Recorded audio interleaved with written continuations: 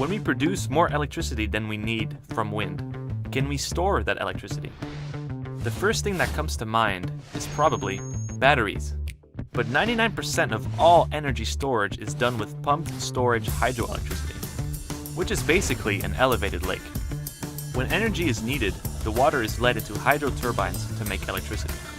But when there is an abundance of energy, the turbines reverse and are used as pumps to pump up water into the elevated lake, making it a giant mechanical battery. Pumped storage hydroelectricity is a large-scale solution. However, natural elevation and a huge water supply are needed. An emerging and small-scale technology is a home battery system. For example, rechargeable lithium-ion batteries in the Tesla Powerwall. To make batteries usable for the multi-megawatt wind turbines, however, you would have to upscale them quite a bit. The fact is that energy storage plays a crucial part in the energy transition. There are many other ways to store energy.